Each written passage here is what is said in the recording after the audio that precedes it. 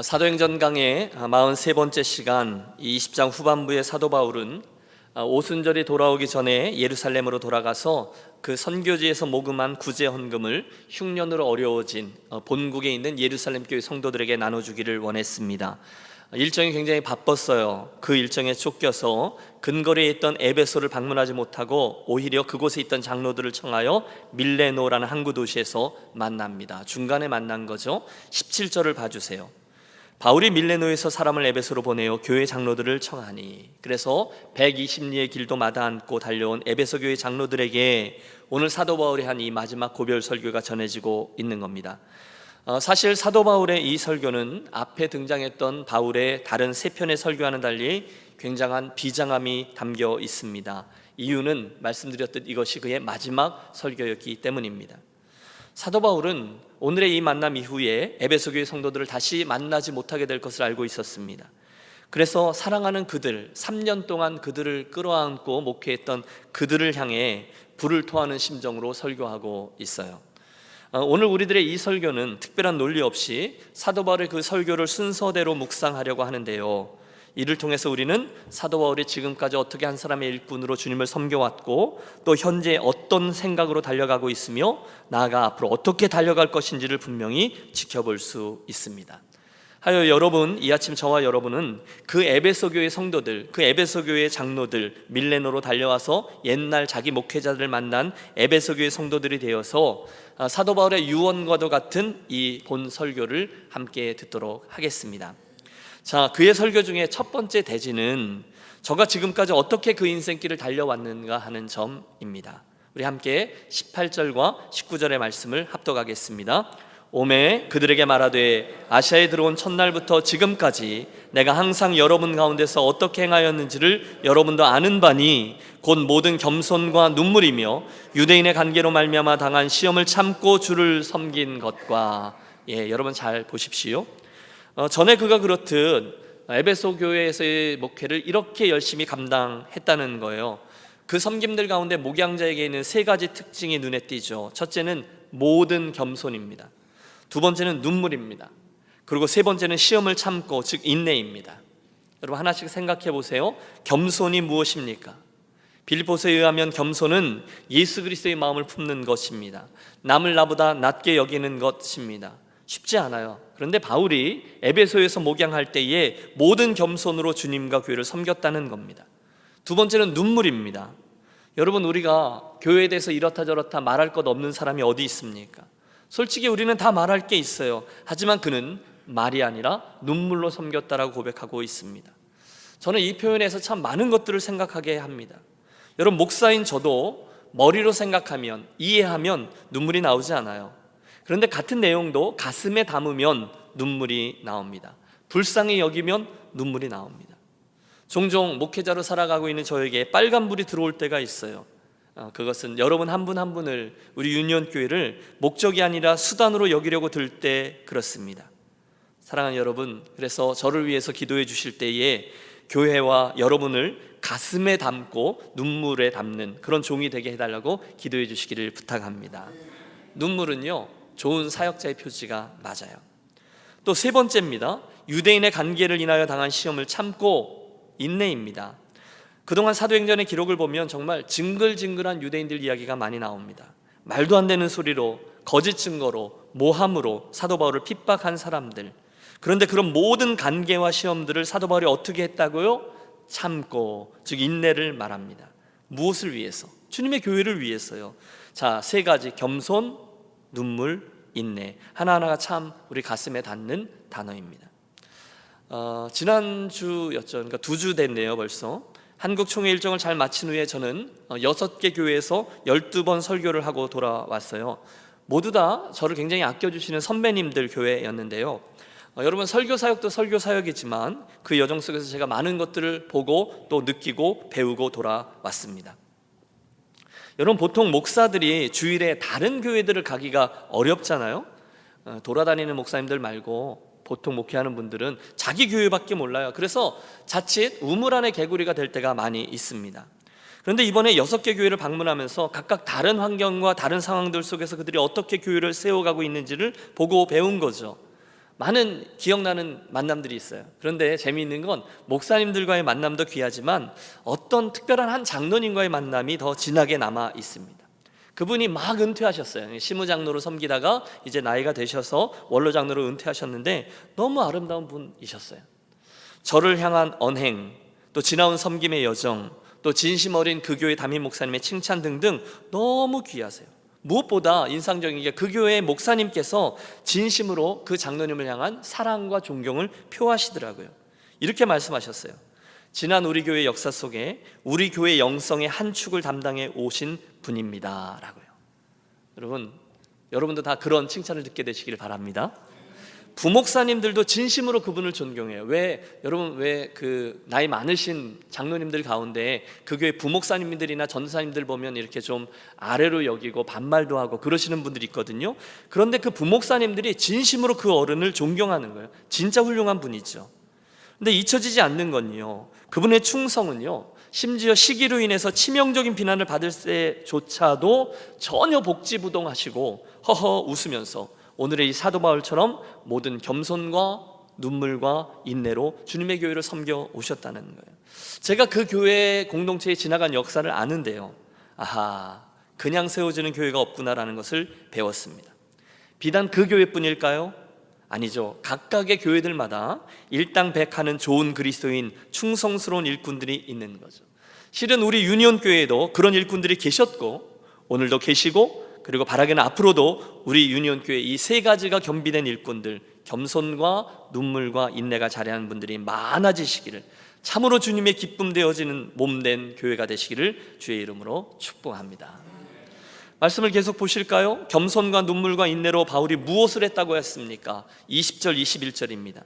유익한 것은 무엇이든지 공중 앞에서나 각 집에서나 거리낌이 없이 여러분에게 전하여 가르치고 유대인과 헬라인에게 하나님에 대한 회개와 우리 주 예수 그리스도에 대한 믿음을 증언한 것이라. 복음을 전파하고 목양을 할 때에 그는 어떤 상황에서든지 성도들에게 유익한 거라면 무엇이든지 전하여 가르쳤다고 합니다. 전 이게 중요해요. 어떤 상황에서든지 다 가르치고 거리낌이 없이 가르쳤다고 해요. 가끔 상황이 되고 분위기가 되어야 일하는 분들이 있습니다. 그런데 여러분, 솔직히 그걸 못하는 사람이 어디 있겠습니까? 그런데 상황이 안 되고 분위기가 안 되어도 여전히 일하는 분들이 있다는 거죠. 문제는 사도 바울이 그런 사람이었다는 거죠. 어떤 상황이어도 성도들에게 유익한 것은 다 했다는 거예요. 다 가르쳤다는 거예요. 맞죠? 여러분, 좋은 일꾼은요, 상황이 안 돼도 또는 폼이 좀 나지 않아도 맡겨진 일을 충성스럽게 계속하는 종인 줄로 믿습니다.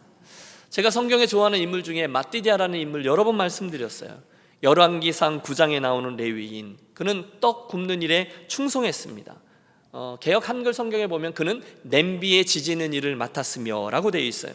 별일 아니었어요. 그냥 밀가루 떡을 반죽해서 던져놨다가 노릇노릇해지면 뒤집는 일, 그것을 그는 충성스럽게 했습니다. 왜요? 하나님을 위한 일이었거든요. 그리고 중요한 것은 하나님이 그의 그 충성하는 모습을 보셨다는 거예요. 기억하셨다는 거예요. 그처럼 바울은 어떤 상황에서든지 끝까지 겸손과 인내와 순종으로 맡겨진 사명을 감당했습니다. 이어지는 22절부터의 말씀은 그 다음 얘기죠. 현재, 과거 말고 현재 어떻게 달려가고 있는지에 대한 설명인데, 우리 함께 22절을 합독하겠습니다. 보라, 이제 나는 성령에 매여 예루살렘으로 가는데 거기서 무슨 일을 당할는지 알지 못하노라. 아멘. 사실 여러분, 지난 한 주 동안 저는 이 말씀에 한참 서서 더 나가지를 못했습니다. 가슴이 먹먹해졌어요. 왜냐하면 지금 사도 바울이 어떤 형편인지를 알거든요. 그의 마음이 어떠했는지를 제가 느꼈거든요. 보세요. 보라, 이제 나는 성령에 매여 예루살렘으로 가는데, 맞아요. 지금 바울은요, 성령에 매여, 성령의 강권하신 손길에 이끌려, 아니 붙들려 예루살렘을 향하고 있습니다. 사실 이 말씀에는요, 인간적인 고충이 짙게 묻어나고 있어요. 지금 바울은요, 예루살렘에서 어떤 일이 일어나게 될 것인지를 모른다 하지만 알고 있어요. 성령께서 이미 가르쳐 주셨어요. 그 다음에 23절을 보세요. 오직 성령이 각 성에서 내게 증언하여 결박과 환난이 나를 기다린다 하시나. 무엇이 기다린다고요? 결박과 환난이라는 거예요. 기도할 때마다 성령께서 가르쳐 주시는 거예요. 바울아, 이제 내가 예루살렘에 가면 큰 어려움을 만나게 될 거다. 알고 있었어요.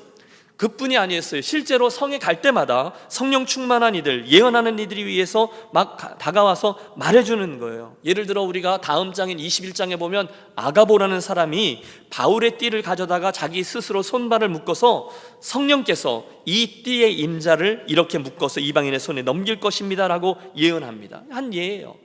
이처럼 이 모든 상황을 알고 있었던 사도 바울은 그 길을 두려워했습니다. 무슨 일이 일어날지 모른다고요? 다 알아요. 지금 이 밀레노에서 사랑하는 에베소에서 온 이 장로님들과 작별하면 다시금 이 땅으로 돌아올 수 없다는 것도 그가 알아요. 그런데 갑니다. 인간적으로는 가고 싶지 않았을 거예요. 결박과 환난이 나를 기다린다 하시나 그러나 가요. 왜요? 24절에 정확한 이유가 나옵니다. 우리 사도 바울의 그 고백을 가슴 절절히 함께 읽어볼까요? 내가 달려갈 길과 주 예수께 받은 사명 곧 하나님의 은혜의 복음을 증언하는 일을 마치려 하면은 나의 생명조차 조금도 귀한 것으로 여기지 아니하노라. 하나님의 그 일이요, 자기가 달려가야 될 길이요, 그 소명, 예수께 받은 사명, 그 은혜의 복음을 증거하는 일을 위해서라면 자기의 생명을 조금도 귀한 것으로 여기지 않겠다는 겁니다. 이것이 그가 오늘 현재형으로 가지고 있던 생의 태도입니다. 그래서 지금 결박과 환난이 나를 기다린다 해도 나는 그 예루살렘을 향해서 나아가겠다는 거예요. 얼마나 귀한지 몰라요. 이 즈음에 저는 사도 바울과 비슷한 생의 궤적을 유지하고 있는 우리 교회의 한 동역 선교사님, 이라크 북부의 에취 선교사님을 소개하고 싶습니다. 여러분 기억하시는 분도 계실 거예요. 거의 4년 3개월 전 얘기입니다. 잘 모르시는 분들이 더 많을 거예요. 저는 그분과의 첫 만남을 기억합니다. 한 13, 14년 전입니다. 선교사의 꿈을 꾸고 있던 달라스 신학교의 1.5세 출신 신학생, 제가 삼고초려하여 제가 섬기고 있는 교회 공동체로 초대해서 3년 동안 유스 패스터로 또 2년 동안 영어권 사역자로 개척자로 섬긴 후에 파송할 때가 다가왔어요. 이 부부가요 비장해요. 매일 그 웩 선교단체의 CD 스터드 선교사님의 고백을 입에 달고 살아요. 만일 예수님이 하나님이시고 그분이 십자가에서 나를 위해 죽으셨다는 것이 사실이라면 내가 그분을 위해 드리는 어떤 희생도 희생이라 말할 수 없다. 이게 좌우명이에요. 여러분 이해가 되시죠? 그래서 이제 떠날 때가 돼서 펀드를 마련해서 정탐 여행을 시켰습니다. 몇 군데 나라 선교지들 보고 오더니 이라크를 가겠다는 거예요. IS 전쟁 전입니다. 제가 만류했습니다. 아니 이봐, 선교사로 가겠다는 건 알지만 안 말리겠는데 조금만 덜 위험한 데로 가자. 아직 아이도 어린데 꼭 그리로 가야 되겠어? 사모님은 한 번만 더 의논하고 와 라면서요. 그런데 며칠 후에 이 친구 돌아와서는 이렇게 말합니다. 목사님, 아내와 의논했는데요, 이왕 할 거면 센 데 가서 하자입니다. 그리고는 이라크를 갔어요. 보내놓고, 여러분 전쟁 전이었는데 제가 파송교회 목사니까 한번 다녀왔습니다. 꼭 필요한 곳, 어떤 곳은 차가 필요하고 어떤 곳은 차가 필요 없거든요. 근데 그곳은 광야예요. 꼭 차가 필요해요. 그래서 제 성품에 맞지 않지만 펀드레이징해서 차도 한 대 사서 보냈어요. 너무도 힘든 것, 여러분 아세요? 3천만 명이나 되는 인구가, 그 민족이 쿠르드족이라 하죠. 6개 나라에 흩어져 독립을 유지하지 못하고 살아요. 아무도 그 나라가 독립하기를 원치 않아요. 얼마나 힘든 역사 속에 있는지 몰라요. 전략지역이라 도시 이름 밝힐 수 없지만 지난번에 IS들이 거점으로 삼았던 옛 니느웨, 모슬 땅에서 아주 가까운 곳입니다. 전쟁이 났어요. IS들이 정말 코앞까지 왔어요. 15분 거리까지 왔어요. 그러니 보내놓은 이 파송교회 식구들은 가슴이 뛰죠. 매일매일 기도합니다. 저도 카톡합니다. K씨 잠깐만 나왔다가 들어가자, 너무 위험해. 그대는 미국 여권 갖고 있잖아. 그러는데도 이 친구 하는 말을 들어보세요. 목사님, 이 쿠르드 형제들은 지난 역사 속에서 수없이 많은 배신과 배반의 경험을 통해 오직 산만이 자기들을 품어주었다고, 산만이 자기들의 친구라고 말하는 사람들이에요. 저는 이 친구들이 가장 어려울 때에 이들과 함께 있어주고 싶습니다. 그리고 그 땅의 끝까지 머뭅니다. 누가 말리겠어요? 사도 바울의 이 고백이 기억나는 대목입니다. 내가 성령께 매임을 받아 그곳을 향하는데 비록 결박과 환난이 나를 기다린다 하시나 주 예수께 받은 사명, 은혜의 복음을 증거하는 일을 위해서라면 나의 생명을 조금 더 귀한 것으로 여기지 아니하노라. 몇 년 전에, 4년 반 전이죠, 안식월을 맞아서 미국을 방문할 때 우리 기억하시는 분 계실 거예요. 급하게 우리 유니온교회 선교 축제를 만들어서 섬기고 다시금 그 땅으로 향하기 직전입니다. 뭘 좀 해주고 싶어요. 그래서 뭐 해줄까 그랬더니 바다가 보고 싶대요. 당연하지 않겠어요? 그 몇 년 동안 그 이라크 북부의 그 내륙 건건한 광야에서만 있었으니 당연히 바다가 보고 싶겠죠. 그래서 제가 우리 장로님 한 분에게 부탁해서 레돈도 비치에 그 유명한 한국 횟집을 데리고 갔어요. 그런데 그날따라 너무너무 바다가 좋은 거예요. 날씨가 진짜 캘리포니아 같이 쨍 하고 햇빛이죠. 바다 파랗죠. 음식은 말할 것도 없죠. 수년 동안 광야에서 모래바닥만 맞던 저들이었으니 얼마나 좋았겠어요. 그리고 돌아오는데 뒷좌석에 앉아있던 그 아내인 해나 선교사가 이렇게 말하더군요. 목사님, 거기서는 하루하루를 기도하면서 언제 IS가 들이닥쳐서 우리를 잡아갈까 고민하기에 매일매일 천국을 의식하고 살았는데 이 캘리포니아는 너무 살기 좋아서 사람들이 천국을 생각하지 않고 살지 모르겠어요. 그러는 거예요. 제 가슴이 뜨끔했습니다. 제가 그랬거든요. 그런데 뒤도 돌아보지 않고 그 땅을 향해 다시 가더군요. 그리고 몇 년이 흘렀어요. 이번 8월에 잠깐 미국을 방문하는데 꼭 우리 교회에 초대해야 되겠다라고 생각합니다. 제가 그곳을 방문했을 때 우리가 보내왔으니까 얼마나 가슴이 절절해요. 그런데 같이 그 도시가 내려다 보이는 느와산이라는 곳을 올랐어요. 그런데 그 꼭대기에서 그 친구 이렇게 외치는 것을 제가 그 뒤통수를 보면서 보았어요. 주님, 이곳이 저로 하여금 있게 하신 당신의 땅입니다. 가슴이 막 절절해요. 여러분, 그것이 부르심이요 사명인 것이죠. 여러분, 그런 선교사님들을 마음에 담고 이 본문에 나오는 바울의 고백을 다시 들어보세요. 내가 달려갈 길과 주 예수께 받은 사명, 하나님의 은혜의 복음을 증언하는 일을 마치려 하면은 나의 생명조차 조금 더 귀한 것으로 여기지 아니하노라. 사도 바울이 그날 그 결단을 한 거예요. 자기의 인생에는 달려갈 길이 있다는 거예요. 뭐죠? 주 예수께 받은 사명, 곧 하나님의 복음을 증언하는 일이었습니다. 그 일을 위해서라면 자기의 인생을, 자기의 생명을 조금 더 아끼지 않겠다는 거예요. 그만큼 그 직책을 주신 주님과 그 사명을 귀하게 여기며 충성한 것입니다. 여러분, 저는 오늘 이 본문의 사도 바울이나 이 본문에 또는 제가 지금 소개한 그 H 선교사님들의 그 헌신과 결단이 못내 부럽습니다. 아시다시피 어제 20세 이하 월드컵 그 결승전이 열렸습니다. 여러분 보셨어요? 얼마나 자랑스러운지 모릅니다. 그 어린 나이에 선수들이 최선을 다해서 경기를 또 뛰고 뜁니다. 우리가 여기 모여서 새벽 예배 끝나고 모여서 봤는데요, 아쉽게 준우승에 머물렀어요. 하지만 우리 대한민국 축구 역사상 최고의 성적을 낸 어린 선수들 위해서 우리 아낌없는 박수를 보냈습니다. 저도 되게 감동했어요. 얼마나 열심히 뛰는지. 그런데 여러분 생각해 보세요. 18세, 19세, 20세 정말 어린 선수들입니다. 그런데 어떻게 그렇게 열심히 할 수 있어요? 생명을 걸고 죽어라 뛰잖아요. 그게 사명인 거죠. 축구협회가 준 사명인가요? 아니죠. 조국인 대한민국이 준 사명이죠. 국가대표라는 태극기가 여기 딱 찍히는 순간 그들이 그렇게 비장한 선수로 탈바꿈합니다. 끝까지 투혼을 발휘합니다. 그게 사명입니다. 오늘 우리들의 얘기를 해보시죠. 오늘 성도로 부르심을 받아 이 길을 가고 계신 사랑하는 여러분, 오늘 저와 여러분의 인생길은 어떠합니까? 여러분 무엇을 이루려 달려가고 계십니까? 오늘 열심히 뛰고 계신 여러분 그 길의 방향은 맞습니까? 여러분 인생의 목적은 바르게 설정되어 있습니까? 오늘 저와 여러분이 예수를 믿는다는 것은 무엇을 뜻합니까? 오늘 열심히 달려가고 계신 그 모습, 그 일, 그 우선순위가 정말 맞는다는 확신이 여러분에게 있습니까? 주님 앞에 서셨어요. 그때 주님께서 너 뭐 하다가 왔느냐라고 물으시면 뭐라고 대답하시겠습니까? 대답할 자신이 있으십니까? 여러분 그냥 열심히 한다고 다 맞는 게 아니잖아요. 가끔 보면 그 취미생활에 열심인 분들이 계십니다. 그냥 열심이 아니라 좀 목숨을 걸고 하는 열심 말입니다. 그렇게 취미생활에 공을 들이세요. 여러분 오해하지 마십시오. 우리가 무엇인가를 열심히 하고 또 최선을 다해야 한다는 것은 좋은 거죠. 그런데 그 전에 딱 한 가지, 그 열심이 내가 무엇을 위한 열심인가를 고려하셔야 된다는 권면이죠. 최선을 다해서 했습니다. 예, 잘하셨어요. 그런데 무엇을 위해 최선을 다했느냐라는 질문입니다. 최선을 다했는데 주님 앞에 섰을 때 그게 별 의미가 없는 거라면 여러분 오늘 더 늦기 전에 다시 생각하셔야 된다는 거예요. 여러분 제가요 이 테니스를 무척 좋아하거든요. 근데 여러분 제가 테니스를 치는 거는 참 좋은 일이죠. 건강을 위해서. 그런데 제가 그 일에 최선을 다해서 제가 테니스를 너무너무 잘 치게 되었고 그래서 너무 잘 쳐갖고 진지하게 프로로 전향하는 것을 고려하게 되었다. 어떻게 생각하세요? 여러분 지금 제 배나 체형을 보지 마시고 여러분 그건 진짜 문제인 거죠.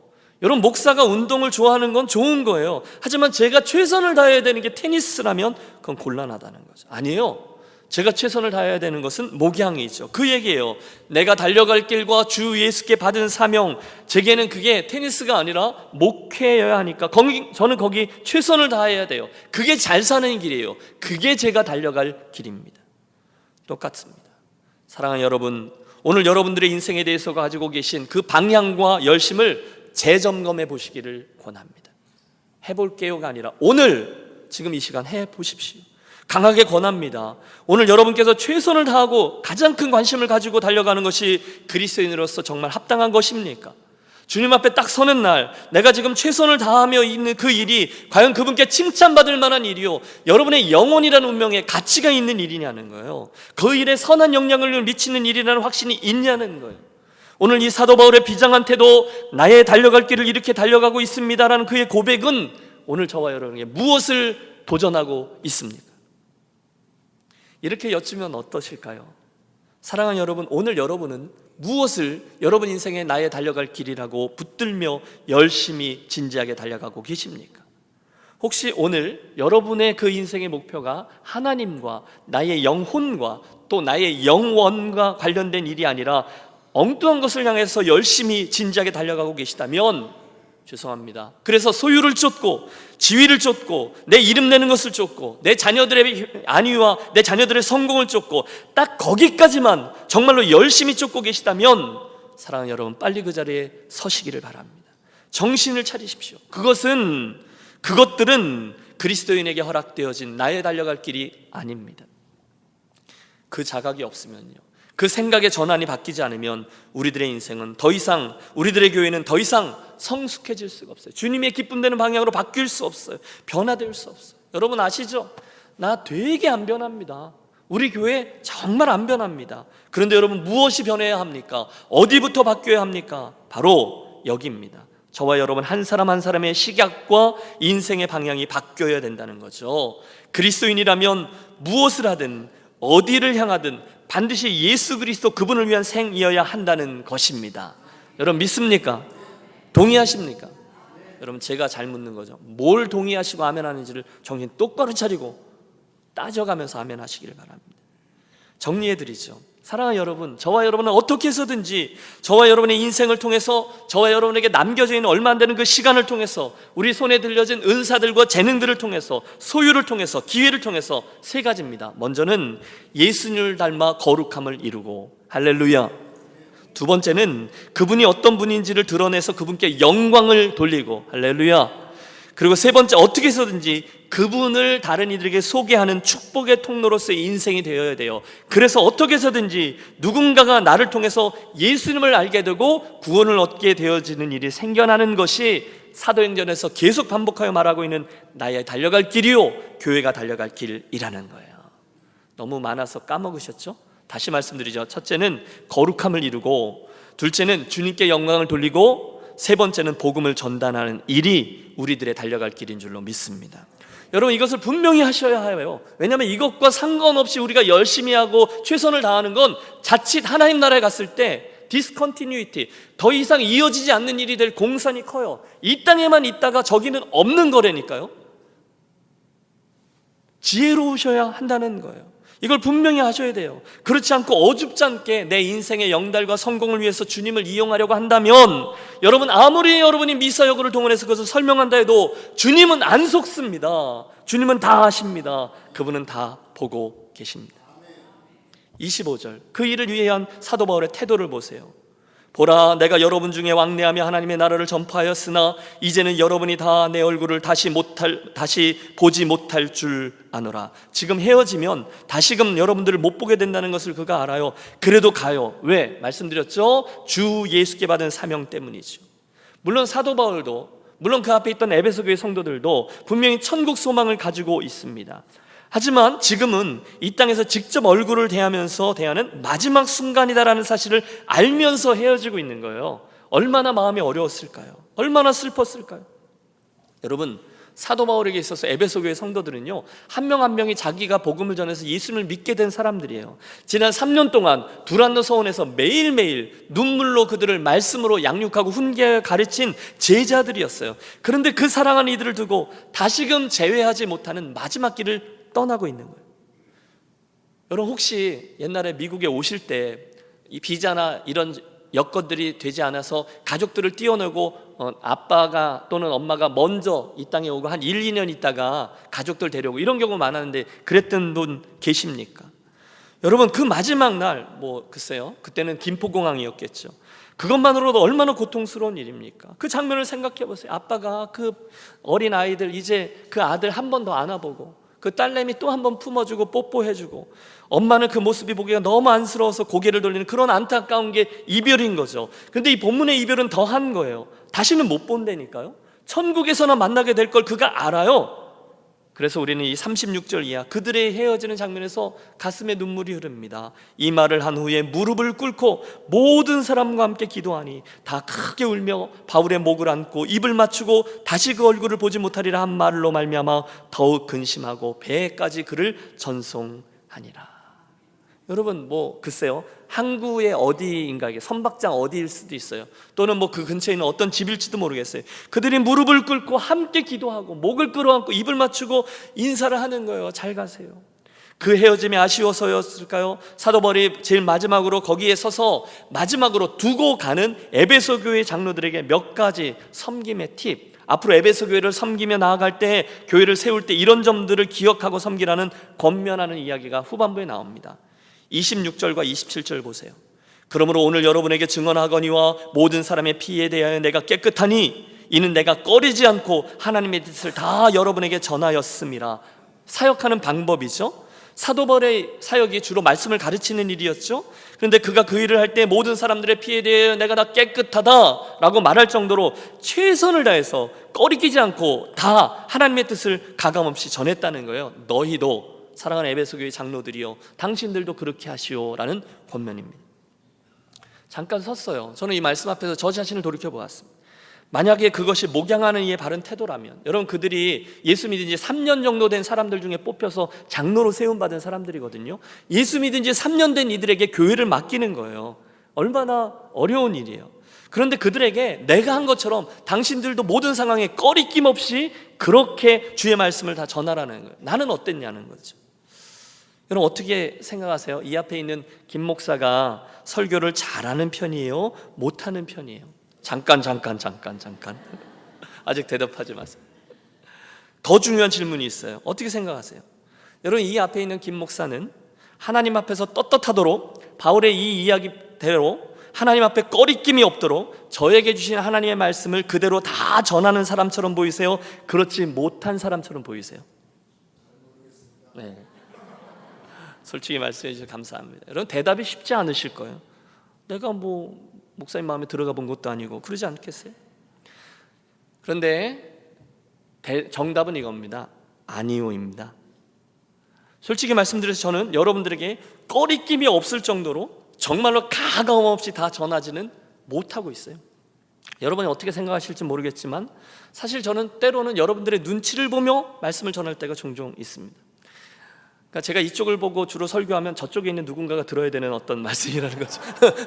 저쪽을 보고 설교하면 이쪽에 있는 분들이 좀 주의를 기울여야 된다는 거죠.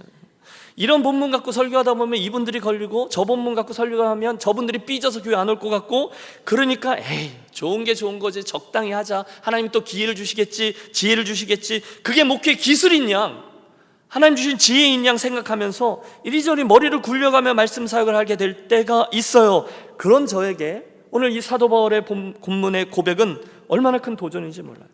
정말 금연에 대해서 많은 성도들에게 꺼리낌이 없도록 하나님의 말씀을, 뜻을 다 전했다는 거예요.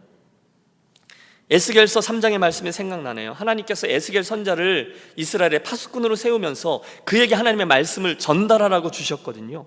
그런데 그 에스겔이 하나님의 말씀을 신실하게 제대로 전하지 않아서 그들이 죄에서 돌이키지 아니하면 내가 그들의 핏값을 내 손에서 찾으리라, 이렇게 선지자에게 말씀하셨어요. 두려운 말씀입니다. 그러므로 하나님의 말씀을 들어야 될 이들에게 제대로 전하는 것을 두려워하고 눈치 보면서 설교하고 심상하다 모든 게 잘 될 거다 대충 하면 나중에 그들의 그 핏값을 그 자신의 손에서 찾게 될 것이다. 목사에게 그건 굉장히 큰 죄라는 거죠. 사도 바울이 그걸 알고 있는 거예요. 그래서 그는 모든 사람들의 피에 깨끗할 정도로 하나님께 받은 말씀을 누구에게나 꺼리끼지 않고 다 말했다는 거예요. 그러니 매일매일 눈물로 저들을 훈계했다라는 말이 이해가 되는 거죠. 오늘날 말로 말하면 눈치 보고 설교하고 먹고 살려고 목회하지 않았다는 거예요. 이건 보통 말씀이 아니에요. 사도 바울에게 그렇게 많은 대적자들이 있었다는 게 이해될 만하죠. 그냥 해댔거든요. 제대로 하나님의 말씀을 그대로 전했거든요. 그러니 반대하는 사람들이 있을 수밖에 없죠. 사랑하는 유니온 가족 여러분, 이 말씀을 어떻게 적용해야 할까요? 저를 포함해서 우리 유니온 교회의 이 강단이 누가 와서 말씀을 전하듯 바로 이렇듯 하나님의 그날 저와 여러분을 향한 뜻이 가감없이 전달되고, 또 말씀을 듣는 성도들도 그 말씀을 그대로 받아 도전받고 결단하고 순종하는, 그래서 날마다 저와 여러분이 하나님 원하시는 모습으로 바뀌어가고 자라는 복된 말씀의 사역자, 그런 말씀의 강단이 되어지시기를 간절히 소원합니다. 이건 함께 노력해야 되는 거예요. 그렇죠? 함께. 자, 이제는 에베소 교회에 대한 말씀이죠. 28절을 함께 읽겠습니다. 여러분은 자기를 위하여, 28절 같이 읽죠. 여러분은 자기를 위하여 또는 온 양떼를 위하여 삼가라. 성령이 그들 가운데 여러분을 감독자를 삼고 하나님이 자기 피로 사신 교회를 보살피게 하셨느니라. 예, 무슨 얘기예요? 우선 장로님들, 권사님들, 직분자들은 이 말씀을 잘 보라는 거예요. 그들에게 주신 직분은 사람이 아니라 누구에게서부터 온 직분입니까? 하나님. 여러분, 하나님이 자기 피로 사신 교회를 보살피게 하셨다는 거예요. 그러니까 우리들의 직분은 그분에게서 왔다는 거예요. 물론 우리 성도들이 투표했죠. 그러나 누가 세웠어요? 하나님이 세웠어요. 그러므로 혹시 직분을 가진 분들은 김 목사가 준 직분이 아니라, 교회가 아니라 하나님에게서 온 직분임을 알고 거룩한 특권의식을 가지고 또 책임의식을 가지고 잘 섬기시고, 교회는 또 그런 분들 한 분 한 분을 사랑하고 존중하는 시각을 갖게 되시기를 바랍니다. 그들에게 그런 자신감을 갖고 하라는 거예요. 그러나 평탄하지만은 않을 거예요. 29절 보세요. 내가 떠난 후에 사나운 이리가 여러분들에게 들어와서 그 양떼를 아끼지 아니하며, 또한 여러분들 중에서도 제자들을 끌어 자기를 따르게 하려고 어그러진 말을 하는 사람들이 일어날 줄을 내가 아노라. 무슨 얘기예요? 에베소 교회는요, 앞으로도 외부적인 어려움뿐이 아니라 내부적인 어려움도 만날 거라는 거예요. 말씀드렸죠. 그들은 두란노 서원에서 3년 정도 성경 공부한 사람들이에요. 신학교를 나왔어요? 아니요, 없었어요. 성경책이 있었어요? 아니요, 성경책도 없었어요. 그러니 그들이 목양하기가 얼마나 어려웠겠어요.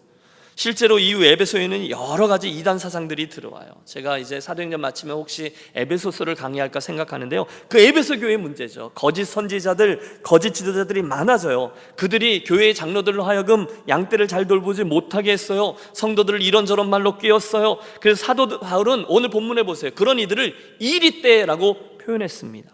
경고합니다. 앞으로 교회는 자기를 쫓게 하려고 어그러진 말을 하는 사람들이 있을 것이다. 여러분, 요즘 한국 교회에서 그런 사람 많이 보지 않아요? 그들을 조심하라는 거예요. 이후 어떤 교회든지 그들을 하나에 되도록 내버려두지 않는 이들이 있어요. 자기 생각을 말해요. 자기 사람들을 말해요. 이간질을 시켜요. 분열시켜요. 그러므로 삼가 조심하며 교회를 세워 나가라는 거죠. 31절 계속 권면이 이어집니다. 그러므로 여러분이 일깨워 내가 3년이나 밤낮 쉬지 않고 눈물로 각 사람을 훈계했던 것들을 기억하라. 너희도 그렇게 하라는 거예요.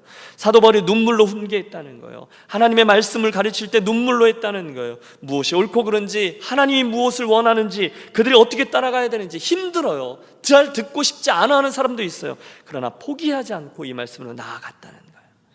여러분, 에베소 교회 성도들이요, 사도 바울의 그 말씀을 잘 받았으면 사도 바울이 울지도 않았을 거예요. 그래서 그가 눈물로 훈계했다는 거죠. 또 32절의 말씀도 중요해요. 한번 같이 읽을까요? 지금 내가 여러분을 주와 및 그 은혜의 말씀에 부탁하노니 그 말씀이 여러분을 능히 든든히 세우사 거룩하게 하심을 입은 모든 자 가운데 기업이 있게 하시리라. 여러분, 이 말씀은 굉장히 중요합니다. 떠나는 사도 바울에게 수가 없습니다. 자기가 이제 떠나는 거잖아요. 그들이 대안이잖아요. 뭘 어떻게 하겠어요? 그런데 지금 내가 여러분을 누구에게 맡겨요? 주와 및 그 은혜의 말씀에 부탁하노니, 이렇게 되어져 있습니다. 여러분, 그 교회를 가장 사랑했던 분이 누구실까요? 주님이시죠. 또 성도들이죠. 특별히 이러저런 어려움에 빠진 성도들이 주님의 교회에 나왔어요. 그때 그들이 어디서 위로를 받을까요? 어디서 힘을 얻고 어디서 문제의 해결점을 찾을까요? 그것이 바로 주와 그분이 주신 말씀에서인 줄로 믿습니다. 거기에 맡긴다는 거예요. 여러분, 이 점이 오늘 설교에 굉장히 중요합니다. 사도 바울은 그날 그 에베소 교회 장로들을 믿고 그 일을 맡기지 않았어요. 그들의 힘과 그들의 능력과 그들의 리더십, 그들의 성경 지식을 믿고 그들에게 교회를 맡기지 않았어요. 대신 주님과 그분의 말씀에 맡겼습니다. 말씀드리기가 굉장히 거북하고 조심스럽지만 여러분, 제 의도의 순수성을 믿고 들어주세요. 하나님께서 요즘 우리 유니온교회에 많은 새가족들을 보내주세요. 그럼 그분들은 대부분 오셔서 글쎄요, 저 듣기 좋으라고 하시는 말씀인지는 모르겠습니다만 목사님의 설교를 듣고 왔다라는 말씀을 하곤 합니다. 그럼 여러분, 제가 착하니까 처음에는 막 쥐구멍을 찾고 부끄러워하고 막 그랬어요. 여러분 못 믿으시는 것 같은데, 그러면서 되게 감사했어요. 아니, 제 부족한 설교를 듣고 왔다니 얼마나 감사해요. 그런데 여러분, 이 일이 반복되고 또 반복되고 또 반복되다 보니까 제 안에 무슨 일이 일어나는지 아세요?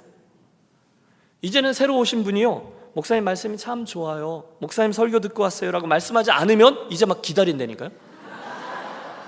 이쯤 되면 이분이 한마디 할 때가 됐는데 목사님 설교가 어떻다. 그게 굉장히 위험한 일이라는 거예요. 보통 일이 아니라. 여러분, 여기서 왜 아멘 하고 그러세요? 누구에게 위험한지 아세요? 첫째, 교회에게 위험하고요. 둘째, 저에게 위험합니다. 물론 여러분, 목사는, 설교자는 하나님이 그 공동체에 주신 축복의 통로가 맞죠. 특별히 설교를 통해서 하나님의 음성을 전달하는 축복의 통로 맞습니다. 성도들은, 교회는 그 교회 목사님을 통해서 주님의 음성을 듣게 돼 있어요. 그런데 여러분, 만약에 여러분이 이 예배를 마치고 주님의 음성을 듣고 주님의 음성의 권위 앞에 굴복하고 결단하고 눈물을 흘리며 기도하고 새롭게 자라나고 너무너무 귀하지만, 그때 그분들이 기억하는 게 주님의 말씀, 주님의 도전, 주님의 권면이 아니라 누구누구 목사의 말씀, 그분의 설교, 그분이 한 특별한 예화만 남는다면 완전히 잘못된 것을 말씀드리는 거예요. 사랑하는 유니온교회 가족 여러분, 우리 유니온교회를, 여러분의 영혼을 김 목사의 설교와 그의 목회에게 맡기지 마시고, 누군가의 경험이나 신분이나 유력한 몇몇 분들의 헌금에 맡기지 마시고, 오직 이 말씀 그대로 날마다 주님과 주님의 말씀에 맡기는 지혜로운 성도분들이 되시기를 부탁합니다. 저도 그 사실을 절대로 잊으면 안 돼요. 여러분, 설교자가 남는 설교가 무슨 의미가 있겠어요? 오직 예수 그리스도, 그분의 음성과 그분의 말씀만이 남아야죠. 그때 그 교회가, 그때 우리 교회가 그 주님과 주님의 말씀으로 인하여 든든히 서는 제대로 되는 교회가 될 줄로 믿습니다. 오해하지 마십시오. 저를 무시하라는 얘기도 아니고 또 저를 귀하게 여기지 말라라는 말씀이 아니라, 제가 아니라 예수 그리스도와 그분의 말씀을 귀히 여기고 그것에 우리의 운명을 맡기자는 권면을 드리는 거예요. 36절로 36절의 긴 말씀은 일꾼된 자의 태도예요. 내가 아무의 은이나 금이나 의복을 탐하지 아니하였고 여러분이 아는 바와 같이 이 손으로 나와 내 동행들이 쓰는 것을 충당하여 범사에 여러분들에게 모범을 보여준 바와 같이 수고하여 약한 사람을 돕고, 또 주 예수께서 친히 말씀하신 바 주는 것이 받는 것보다 복이 있다 하심을 기억하여야 할지니라. 일꾼이에요. 그렇게 수고를 했다는 거예요. 대가를 바라지 않았다는 거예요. 최선을 다해 모범을 보였다는 거예요. 그는 그렇게 일했어요. 최선을 다해서 일하고 사명도 감당했어요. 기회가 닿는 대로 주변에 힘없는 자들을 잘 도왔어요. 주는 것이 받는 것보다 복이 있다는 사실을 깨닫게 되었어요. 그래서 결국 그리스도와 그분의 말씀만이 남는 교회가 되었습니다. 여러분, 유명한 목사, 그 교회 목사님, 누구누구 목사님 교회, 여러분 가짜입니다. 목사가 남으면 안 되는 거 맞죠? 여러분, 진심입니다. 여러분, 그리스도와 그분의 말씀에 맡기는 그런 목회와 그런 교회 공동체가 되어지시기를 기도합니다. 드디어 사도 바울과 에베소 교회 장로들은 함께 무릎을 꿇고 기도하고 안아주고 목에 안고 입을 맞추고 이별해요. 절절한 거죠. 서로의 사랑과 또 감동과 눈물이 오가는 만남과 헤어짐입니다. 그 장면을 생각해 보세요. 저들이 막 우는 거예요. 잘 가세요, 안녕히 계세요, 끝까지 믿음을 지키세요, 기도하겠습니다, 수고 많이 하셨어요. 아니요, 저 말고 제가 여러분들 위해서 기도 많이 하겠습니다. 여러분, 이번 달에 우리 인도에 발송한 이승용 선교사님 또 오십니다.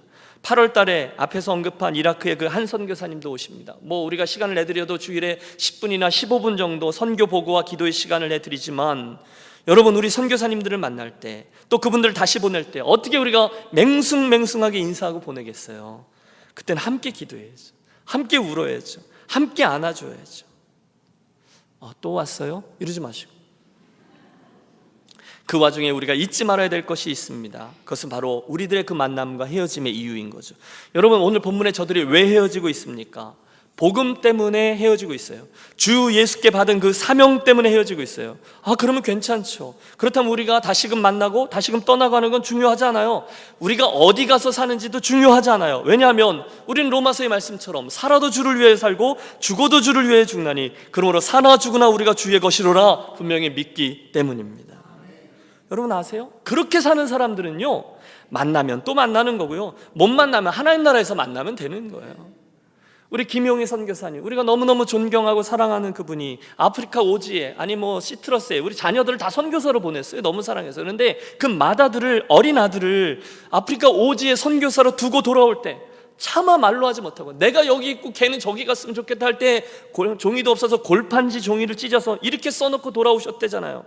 사랑하는 아들아, 우리 땅 끝에서 죽어 하늘 복판에서 만나자.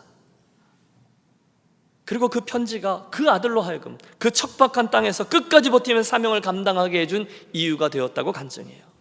우리의 만남이 그런 거예요. 여러분, 앞으로도 우리 유니온교회는 하나님께서 계속해서 좋은 일꾼들, 좋은 선교사님들이 방문케 될 거예요. 여러분, 그걸 귀찮아하지 마세요. 축복으로 아세요. 그리고 그분들 최선을 다해서 섬기세요. 이게 지혜입니다. 오시면 또 만나는 거예요. 기쁨으로 교제하는 거예요. 그리고 때가 되면 또다시 하나님 부르신 그 땅으로 헤어지게 되는 거예요. 중요한 것은 어디를 가든지 우리 안에 예수 그리스도와 그분이 주신 꿈과 그 사명, 나의 달려갈 길 있으면 그것을 확인하고 그것으로 만족하는 거예요. 만나도 웃고 헤어져도 웃을 수 있는 거예요. 그게 그리스도인이죠.